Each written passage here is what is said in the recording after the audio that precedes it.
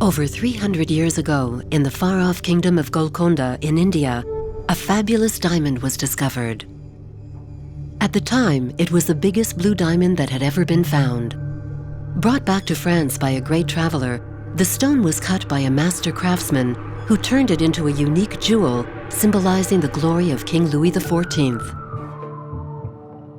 Amidst the turmoil of the French Revolution, it vanished in one of the biggest heists of all time.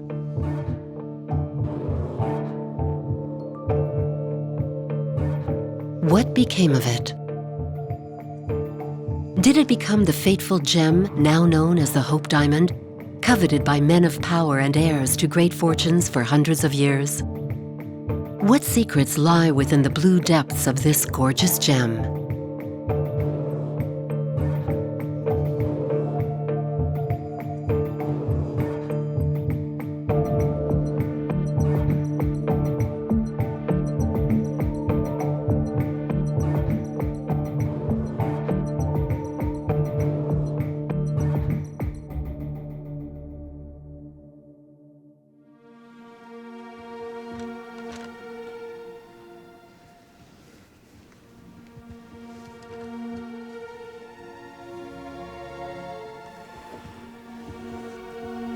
In December 2007, François Farges, professor at Stanford University and the French National Museum of Natural History, was inventorying the minerals collections with the help of technician Jean-Marc Fourcault.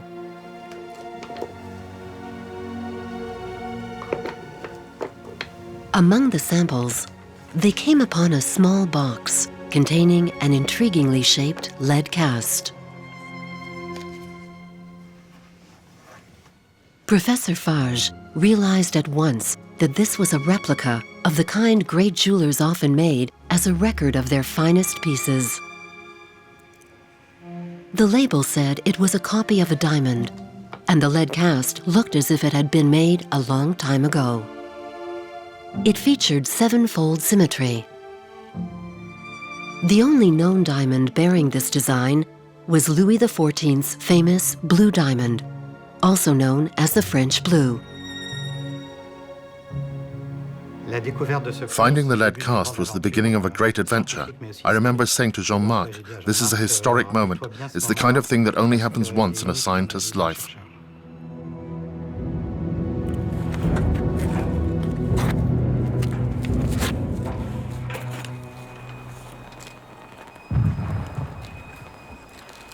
Louis XIV's blue diamond vanished in the course of one of the biggest robberies ever carried out. In September 1792, amidst the turmoil of the French Revolution, a gang of thieves looted almost all of the French crown jewels from the Gare de Meubles where they were temporarily being stored. They spirited away $575 million worth of gold jewelry and precious stones. The haul included Louis XIV's famous gem, which formed the centerpiece of the royal insignia of the Golden Fleece, a prestigious knightly order.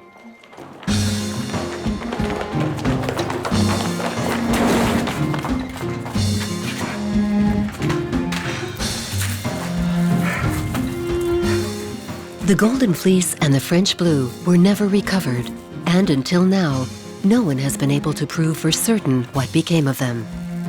These unique items, hailed as masterpieces by the jewelers of their day, appear to have been lost in the mists of time.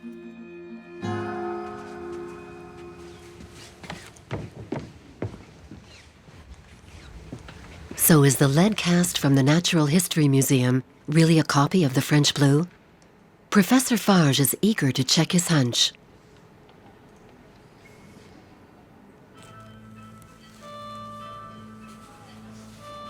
He knows just where to find the information he needs. In a book about the French crown jewels by the historian Germain Baptiste, published in 1889. The book contains the only known detailed engraving of the Order of the Golden Fleece, showing the French blue in its center, a highly accurate, life-sized representation of the diamond, showing what it looks like from the front and the back. Professor Farges is going to compare his find with the engraving. this is the moment of truth.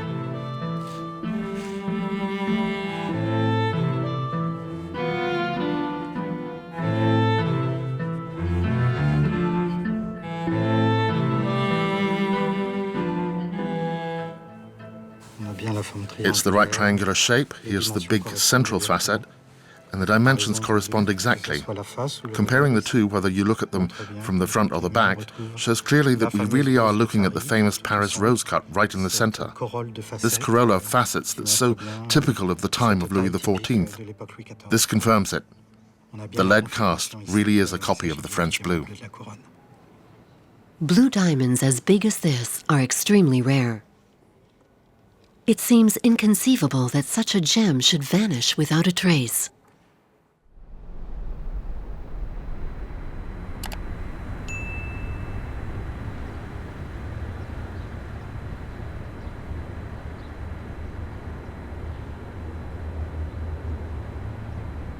On the other side of the Atlantic, in Washington, D.C., 6 million visitors throng to the Smithsonian's Museum of Natural History every year to see another, slightly smaller blue diamond. The Hope is a rare, flawless 45-carat gem. No one knows where it came from, and over the years, the mystery surrounding its origin has sparked many a rumor.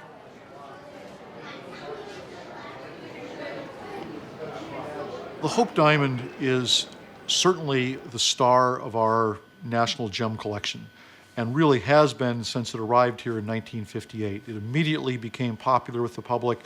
Everybody coming to the Smithsonian wants to see the Hope diamond. And even though there's been a pretty good history put together, there still were a lot of questions and uncertainties about some of the periods of its history. And even a question of, is the Hope diamond in fact really the recut version of the diamond we know as the French blue diamond?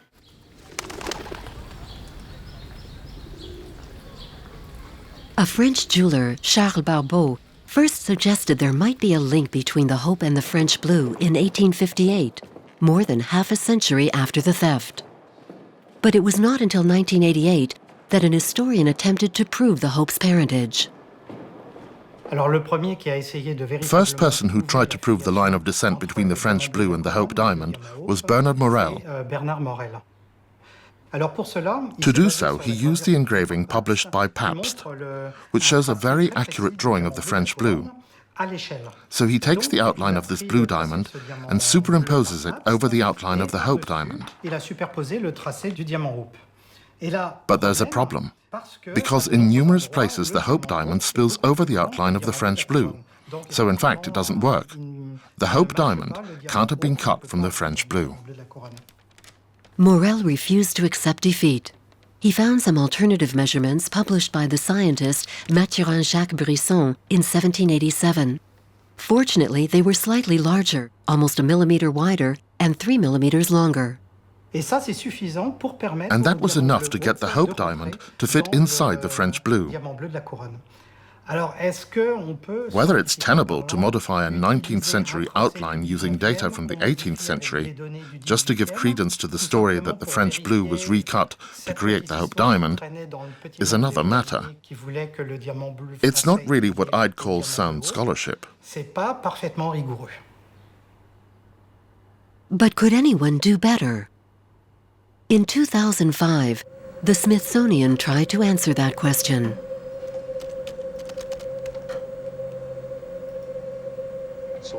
Jeffrey Post asked Steve Attaway, a 3D imaging specialist, and Scott Zucker, an expert on famous diamonds, to help with the process.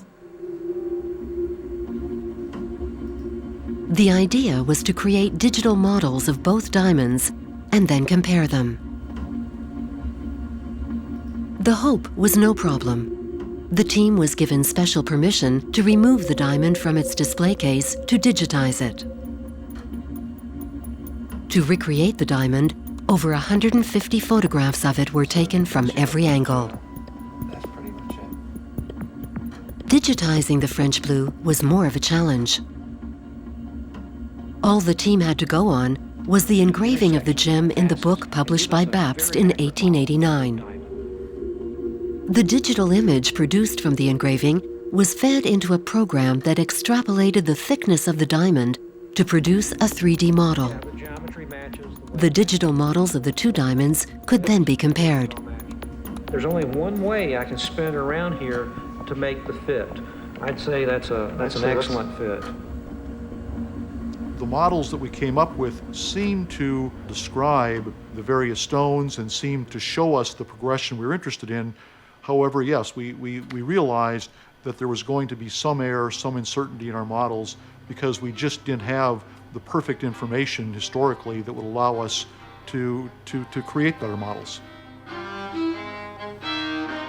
The team at the Smithsonian came up against a problem.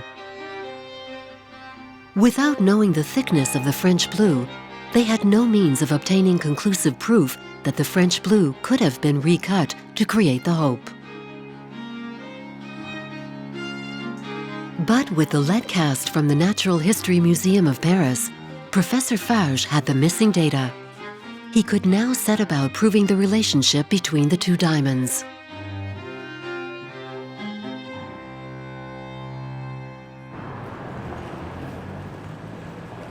The first step of the scientific investigation takes place in Antwerp, Belgium, in the world capital of the diamond trade. Professor Farges has decided to get the lead cast scanned at a very high resolution by the specialist firm Matrix Diamond Technology. The idea is that the scan will reveal the fine details of the cut, identifying each individual facet and determining the precise angles they form with each other to create an accurate 3D digital model. So the replica is going to rotate on its axis. Yes, it'll turn 360 degrees and the machine will take 400 pictures.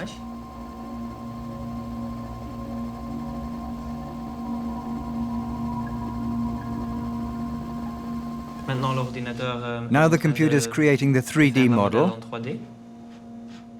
And how many facets are there, Jan? 3,063. Wow, that's a lot. It's going to take some cleaning up. Well, each method has its advantages and its drawbacks. The laser scan is extremely accurate, which allows us to identify all the angles and the main orientation of the facets very precisely. The downside is that it picks up all the surface irregularities. So we end up with a much higher number of facets than there actually are.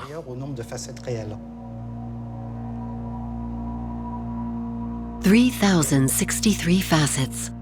Professor Farges was expecting the scanner to produce a precise 3D image of the French blue that could be used for direct comparison with the hope.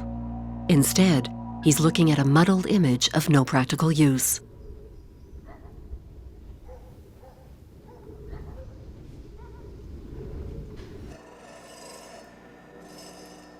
Professor Farges asked Scott Zucker, who worked on the Smithsonian project in 2005, to clean up the scan by eliminating the false planar surfaces. Scott Zucker has already replicated many famous diamonds, including the Sancy, the Regent, the Idol's Eye, the Cullinans, and the Kohinoor. A former U.S. Air Force fighter pilot, he's been fascinated by diamonds since his teens. Today, his replicas are displayed all over the world. Before the lead replica was discovered, the only way we could model the French blue was from some line drawings from 1889, and all that gave us was length and width. It did not give us depth. Also, line drawings of famous diamonds are notoriously inaccurate. They may kind of show you what it looked like, but it's not necessarily precise. And this is the problem we had when we did the first research on the Hope diamond and the French blue. But now we have the lead replica.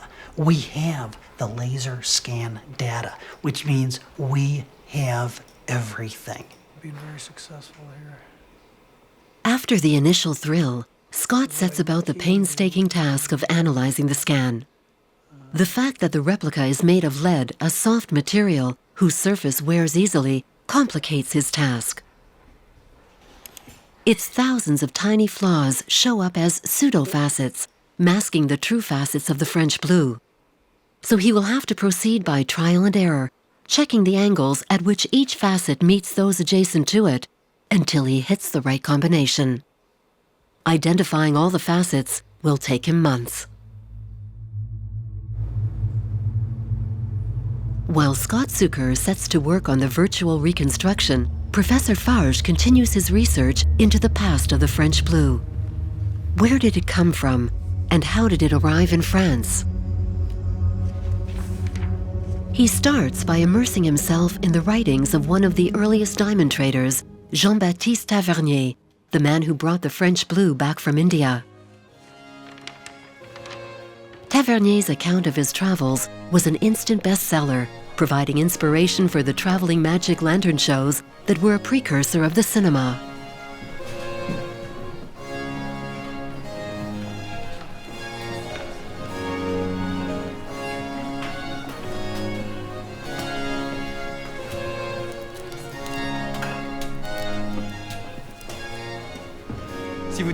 If you so desire, I will tell you the tale of the 4 previous journeys of the explorer Tavernier.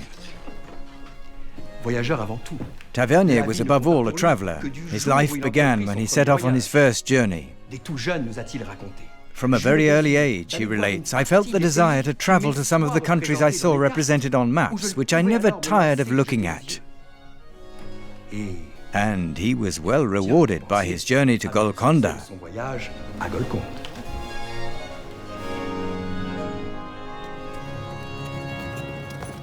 When Jean-Baptiste Tavernier traveled to India, few Europeans had seen the realm of the Mughals for themselves.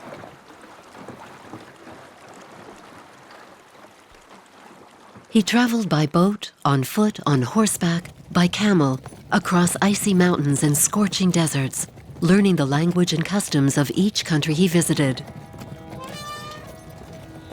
Once in India, Tavernier succeeded in making contacts in the entourage of the Great Mogul. The Great Mogul was fabulously wealthy. The Peacock Throne, which was just one of his 7 thrones, was studded with hundreds of diamonds and precious stones and was worth as much as the Château de Versailles. Tavernier was to set up a lucrative trade in diamonds and other precious stones with the Great Mogul's entourage, but he never revealed how he succeeded in bringing back the blue diamond or why he was allowed to have this fabulous gem. Il y a plusieurs chemins dont on fait une partie en remontant une rivière et l'autre partie en charrette ou sur des éléphants. In 1668, Tavernier left the kingdom of Golconda, at that time the world's biggest trading center for diamonds, and headed back to France. He had been away for 5 years. With him, he brought the blue diamond, 46 other large diamonds, and 1,102 smaller ones, a magnificent selection. He was understandably anxious about attacks, shipwrecks, or imprisonment. But after a long journey, he returned safe and sound to Europe, and a meeting with another great monarch. His tales of distant lands reached the ears of Louis XIV, who asked to meet him. At Versailles, the blue diamond was about to become part of history. Garbed in oriental robes, Tavernier was a great success at court. For the Sun King, the diamond arrived at an opportune moment. He saw at once that the gem could be made into a symbol of his own power.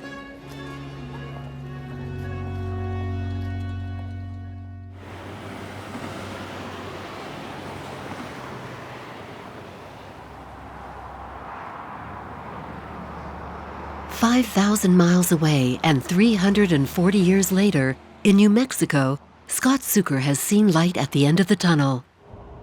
He has finally succeeded in getting rid of the false planar surfaces. It was no easy task. Time after time, he had to go back to the beginning before the French blue could finally emerge in its original incarnation. He has invited François to come and see what the French blue looked like before it was recut. You can see that in the newer model, the top of the stone is much thinner. Yeah. That was not something that we had suspected from the line drawing, but then from our work in 2005, we just had to take an educated guess. Yeah, right. So the blue is the lead cast. The lead cast. The black is the 2005 model. And one of the things that we've learned is that the lead cast model is far more complex on the bottom than we ever would have thought. There are 20 extra facets on it. Le modèle du diamant bleu de la couronne, The 2005 model of the French blue, based on the Pabst engraving, showed 58 facets in all. And our greatest discovery from analysis of the lead cast is that there were 78 facets in all. These 20 extra facets are all at the back of the diamond, and that has profound consequences for the diamond. It means that it's going to be much more brilliant. And that's especially important for this diamond, which is deep blue. If you were to see this diamond being worn by somebody, you would take a look and go, oh my, that's a beautiful stone. Somebody did a really nice job. Monsieur l'intendant Colbert. On its arrival at Versailles, Tavernier's diamond was still a rough gem. Votre dessin est-il terminé? On the king's orders, his finance minister Colbert commissioned the king's jeweler, Jean Piton, to design a truly exceptional jewel, unlike any other. Regardez sur la face arrière le motif. But how was he to go about transforming this huge but somewhat dark stone into a jewel that reflected the glory of the greatest of kings? More was beginning to be understood about optics. A few decades earlier, Snell and Descartes had described how light travels through matter, and in 1704, Newton was to explain that sunlight is broken up into 7 colors when it travels through a crystal. Did Piton base his cut on these new discoveries? We cannot prove it, but he must have studied light trajectories in order to turn the diamond into a brilliantly luminous gem. He certainly understood how to juxtapose the facets of a crystal at just the right angles to create a dazzling cascade of sunlight.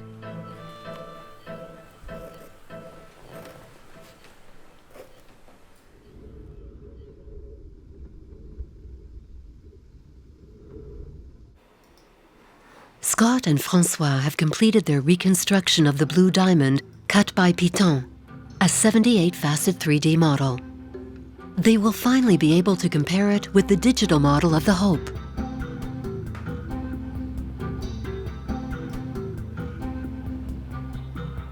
Okay, so what I've done on the computer is that I've now taken the updated French blue model that we derived from the lead model, and I've inserted the Hope model inside it, and you can see how tightly it fits. There's no space. There's no space. It's an absolutely amazing combination. It fits like a hand in a glove.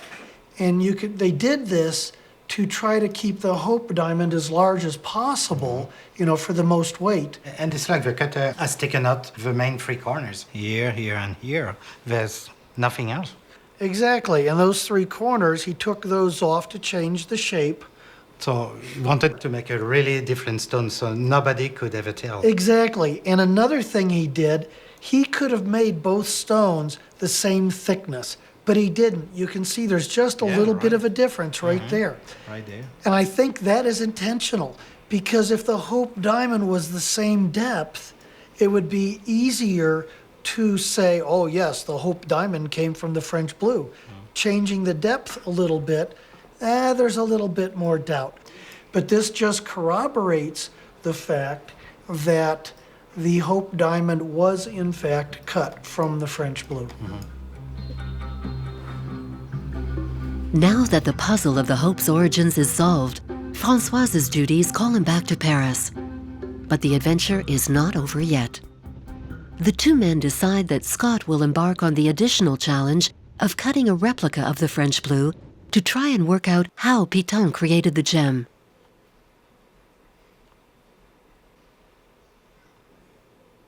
But it's hard to know where to start. Piton didn't leave an instruction manual.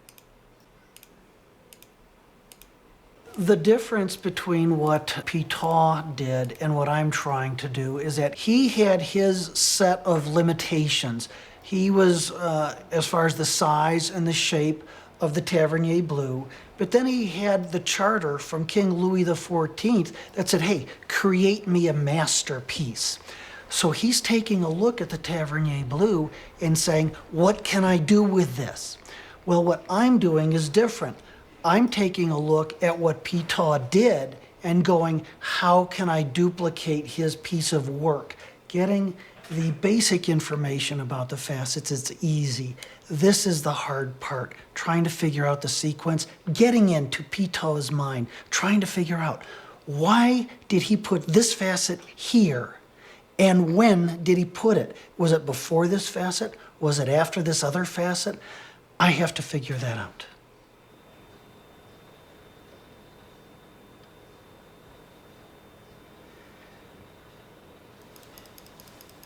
Scott works day and night, studying the diamond to fathom how Louis XIV's court jeweler set about cutting it. It takes him several weeks, but at last he is ready to make himself a cutting plan, facet by facet, following in Piton's footsteps. On the underside of the diamond, Piton began with a row of 7 facets, creating the central rosette showing the sun's rays. Another 49 diamond-shaped and triangular facets completed the pattern. The upper surface is made up of 3 separate sets of 7 facets, plus the table facet. Tavernier's rough diamond has become a refined 78-facet jewel, the French blue. Like Piton, Scott begins by rough-cutting the gem by hand, except that instead of a diamond, he is using cubic zirconia, a synthetic material which looks like diamond.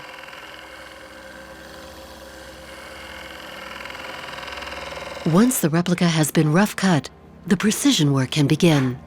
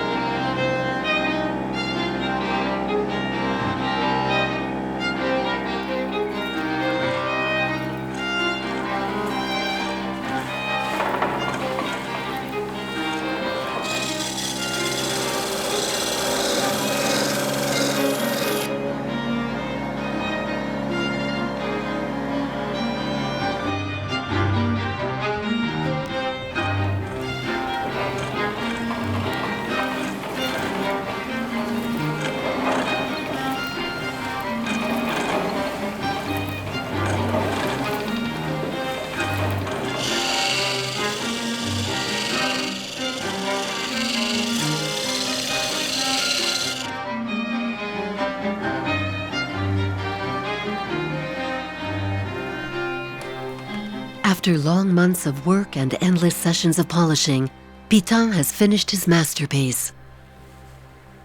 With the French blue, he has set out the rules for an ideal cut, now used routinely in modern diamond cutting.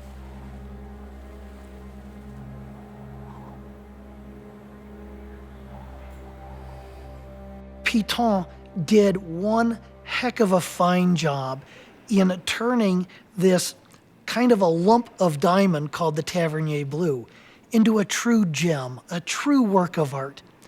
And Piton did this back in 1670s. What a work of art.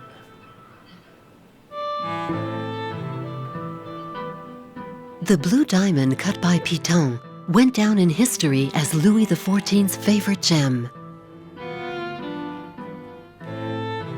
Madame.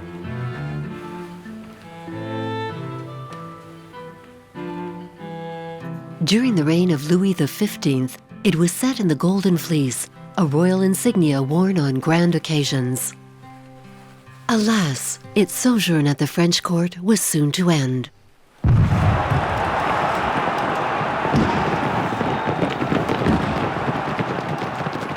In 1792, after 3 years of insurrection, Paris was in turmoil. On September 11th, a gang of thieves took advantage of the chaos to plunder the fledgling Republic of France in one of the biggest robberies in history. The French blue was among the items stolen. There is still much to find out about the theft of the French blue. What became of it afterwards? Can its journey be traced to London, where the Hope diamond surfaced several decades later?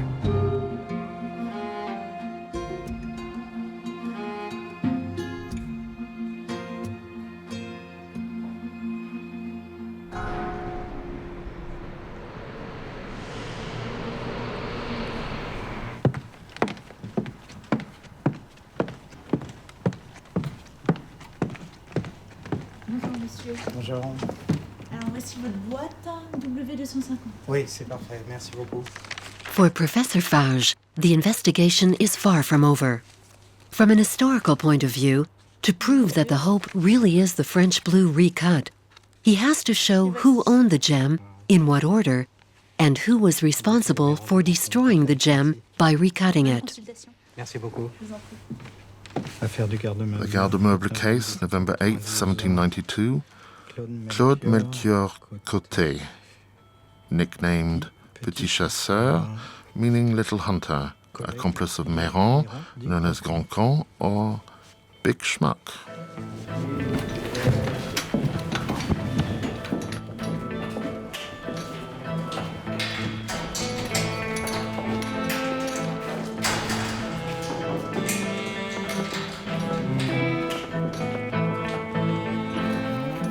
As Professor Farges goes through endless minutes of interrogations and hearings of the Revolutionary Tribunal at the National Archives of France, a rogues gallery of picaresque characters comes to life.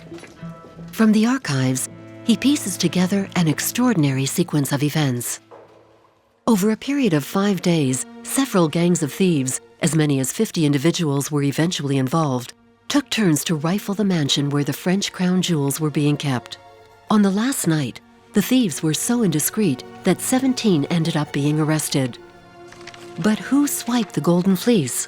One particular set of minutes, recording the interrogation of a certain Fleury du Moutier, puts Professor Farges on the culprit's trail.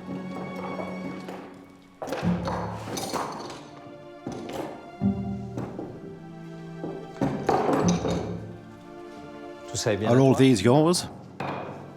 Fleury du Moutier's declarations about the burglary of the Garde-Meuble are sensational. One of the people he accuses is a certain Cadet Guillot Lordener, a travelling merchant. Fleury du Moutier says Cadet Guillot carried off the finest pieces of the Garde-Meuble on the first night of the burglary, September 11th, 1792. And these? Do you remember them? Cast a lot of light, don't they? Fleury du Moutier recounts how his accomplices, who were nimbler than he was, climbed the facade of the Garde-Meuble and broke a window pane to get in. But he says nothing more about Cadet Guillot, who seems to have vanished without a word to his companions. As-tu fait le coup avec lui ou tout seul? Avec lui.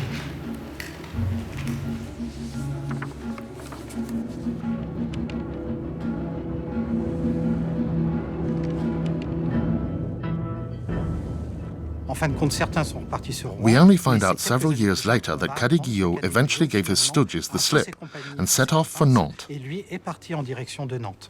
He probably went back to his family in the Marsh of Guérande, to get some rest and lie low for a bit. And then, after a few months, he set off on the journey that was to take him to London, where he sold most of the stones that made up Louis XV's insignia of the Golden Fleece.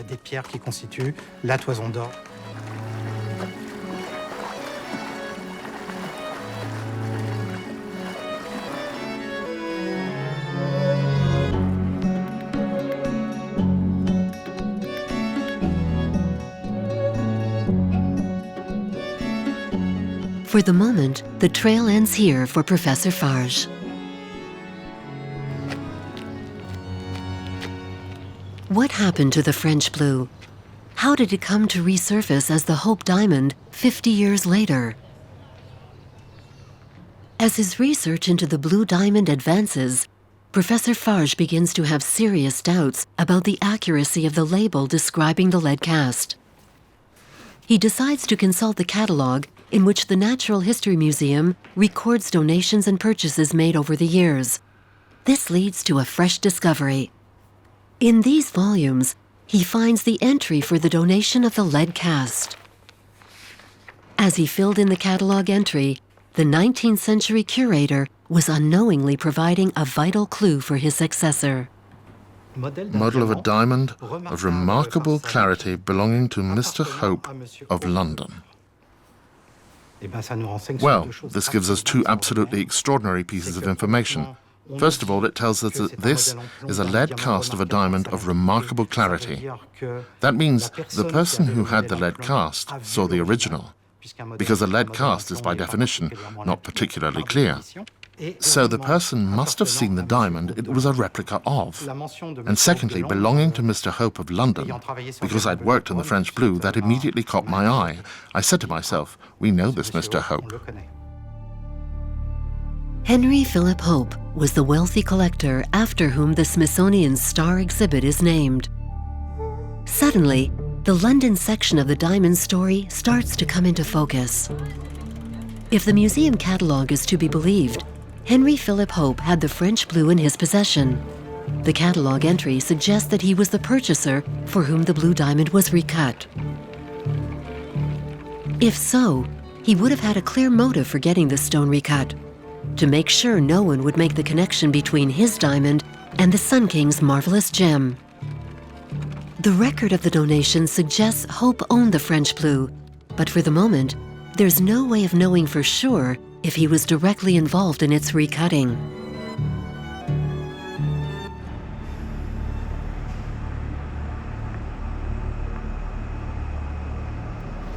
A document in the Geological Survey Library near Washington provides Professor Farges with the last piece of the puzzle: a memorandum signed by a highly discreet London jeweler and inserted into a work on precious stones. It contains a detailed, admiring description of the Hope diamond as it is today. With the aid of a replica of the Hope made for him by Scott Zucker, Professor Farges easily identifies the famous diamond. When we compare with a replica of a Hope diamond, it's really the same shape. Amazing. It is. And this has been done on the... He notes the date of the letter, September 19th, 1812.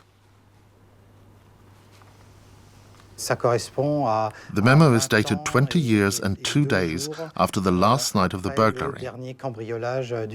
And 20 years was the exact length of the then statute of limitations. That can't be an accident. So everyone involved kept quiet about the recutting for 20 years to avoid prosecution. It looks very much as if the jeweler who praises the diamond so fulsomely was also the person who destroyed the earlier masterpiece. Oh, yes, all around. Oh, wow. It's like we're in London in 1812. Whoever commissioned the recutting probably gave him explicit instructions to make Louis XIV's diamond unrecognizable. Is this how the French blue story ends, with the diamond being shamefully mutilated to conceal a crime committed for base motives? Not quite.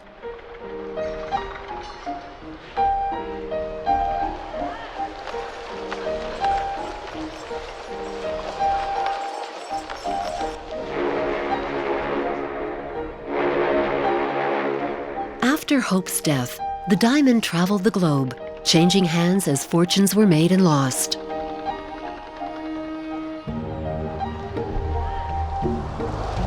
In 1910, it came into the hands of Pierre Cartier, the famous Parisian jeweler.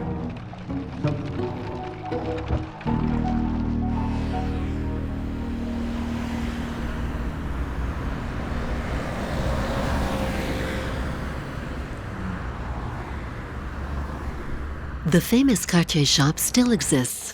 The venerable firm is still jeweler to the rich and powerful, including many a crowned head, and it has carefully preserved its heritage. For Professor Farges, this is a great opportunity to find out the next chapter in the Hope Diamond story. In 1910, the firm of Cartier was a thriving business run by Alfred Cartier and his 3 sons. It had been in its premises on the Rue de la Paix for about 10 years. Cartier specialized in aristocratic gems that attracted a wealthy transatlantic clientele. So this American clientele is made up mainly of new money stemming from the remarkable economic development of the very end of the 19th century and the beginning of the 20th. I think that what went through these very wealthy American women's minds was the noble connection with the aristocratic ownership of the stones. That is to say, the fact that these large stones had belonged to aristocratic and even royal collections was part of the fascination. 24-year-old Evelyn Walsh McLean was one of those women. She and her husband Ned were one of the richest and most conspicuous couples in America. In December 1908, she had bought the Star of the East, a superb 95-carat pear-shaped diamond from Cartier. When Pierre Cartier contacted her, he knew exactly how he wanted things to play out. He had read Jean-Baptiste Tavernier's book, and he remembered a passage from one of the chapters about diamonds, in which the explorer related a tale of a curse. He built his whole strategy for selling the gem to Evelyn around this anecdote. Evelyn Walsh McLean and Ned McLean, her husband, were staying at the Hotel Bristol, a very exclusive hotel in Paris. Pierre Cartier came to their hotel suite at the Hotel Bristol. And he came in with a box. And he wouldn't open the box. And he started talking and telling a story. Pierre Cartier told her the story of the Hope Diamond. And what Cartier did was he took those stories of the unluckiness related to the diamond and he elaborated them. He made them a little more and he embellished them. So he said, I have with me something that's, maybe you've heard of it, but it was worn by a Hindu goddess in India, and it was stolen. And it was taken by this fellow, Jean-Baptiste Tavernier, a diamond merchant. And later, he died tragically. He was ripped up by wild dogs. And then, this diamond was owned by the kings of France, ultimately by Marie Antoinette, and we know what happened with her. And then it went into the Hope family, and they went bankrupt. And all of a sudden, as Evelyn reports it, she was at the edge of her seat. She wanted to see this famous diamond that Pierre Cartier was telling about, that was in that box. And so then Cartier opened the box, and here was this blue diamond. Evelyn was enthralled. 2 months later, the deal was concluded.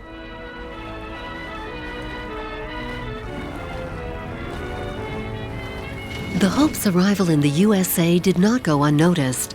The diamond was on all the front pages, and the newspapers reveled in its reputation for bringing ill luck. Some heaped criticism on Evelyn for her irresponsibility. Others admired her devil-may-care attitude. The public was fascinated. The movies seized on the tale of the Hope, and the diamond's reputation continued to grow. In 1921, cinemas screened a 15-part Hollywood film serial featuring Tavernier in a kind of Indian operetta, stealing the blue diamond from a temple and saving the life of a youthful heroine.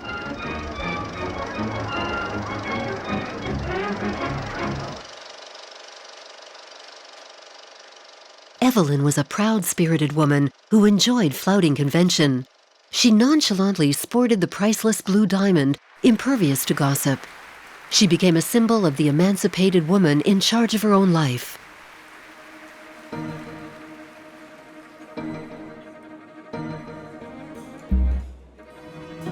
The McLeans were indeed overtaken by misfortune, but only later. Evelyn Walsh's 9-year-old son was fatally hit by a car. Her daughter died of an overdose at the age of 24. Her husband ended up in an insane asylum. She herself was to die of pneumonia at the age of 60.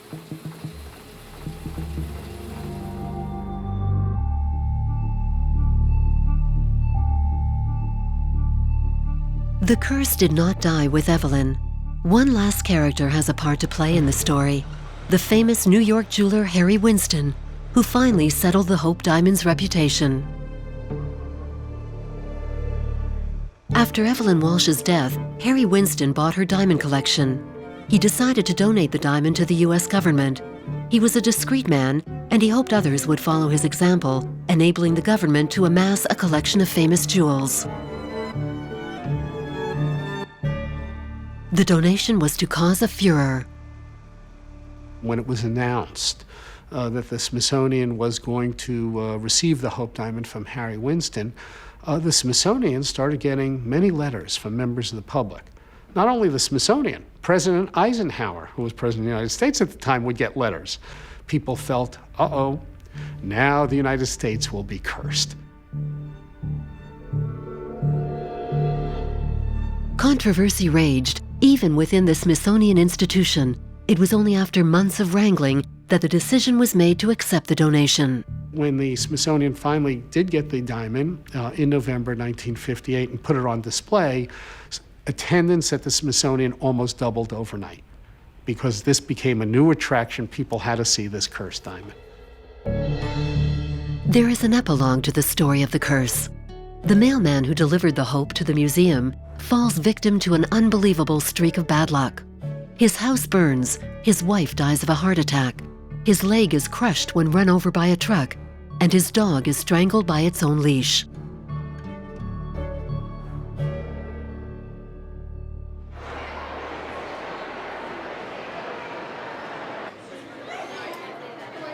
"50 years later, the Hope has lost none of its fascination.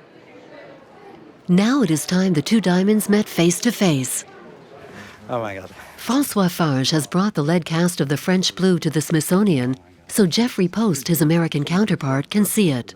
The two lives of this precious jewel will be reconnected. So what's in the red box? There we go. So in the red box, you have the lead cast of a French blue that we rediscovered in our museum, and natural history, and here it is. Oh, look the at that. Big boy.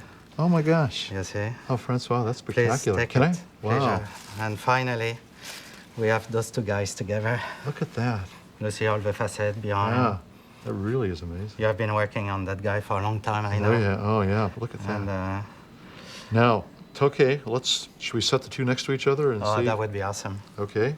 I'm very curious to see if we actually can I do that? Put one on top of the other here? Yes, and please. See how they fit. How they fit? Well, it sure looks like the Hope Diamond might have been part of that French blue diamond at one time, doesn't it? Yes, exactly. The asymmetry of the Hope Diamond is really got its roots from the triangular shape of the French blue. I can see that. Especially those edges, Yeah, those corners. I can see that for sure. Oh, yeah. With the lead model, there's just nothing quite as exciting. You know, a picture is never, or a sketch or a description in a historic journal is never as exciting as holding a three-dimensional model in your hand and being able to see for the first time what that diamond must have looked like.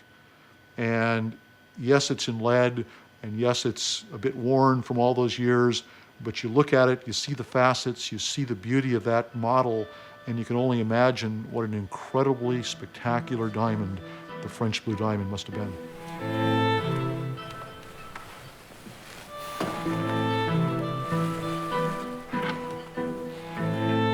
La voici, monseigneur. Madame.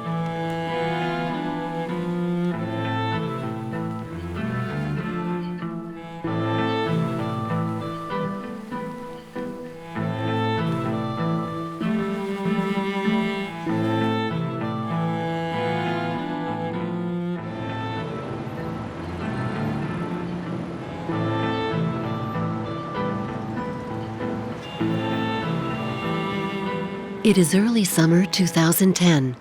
We have come full circle. The replica of the French blue, cut by Scott Zucker, set in a reconstruction of the Golden Fleece commissioned by the great Swiss jeweler Herbert Horowitz, is being presented to the public in the former Gare de Meubles, the very building Louis XIV's jewel was stolen from 218 years before. Si vous voulez vous approcher, vous êtes les bienvenus.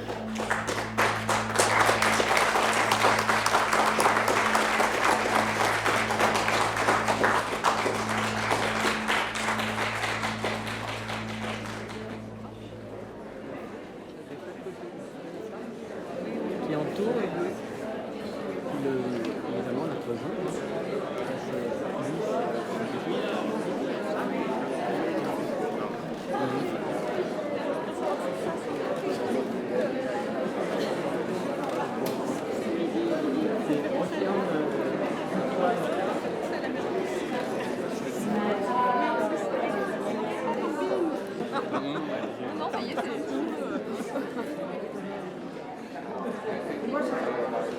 I've waited for this.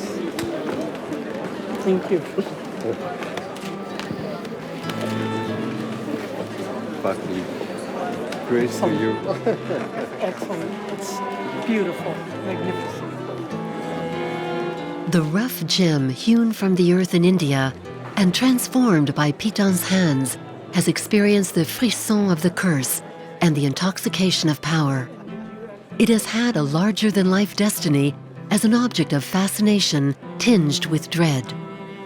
It looks increasingly certain that Louis XIV's favorite gem set off to conquer the New World. The Hope Diamond that links the fortunes of France and America has finally rediscovered its illustrious past.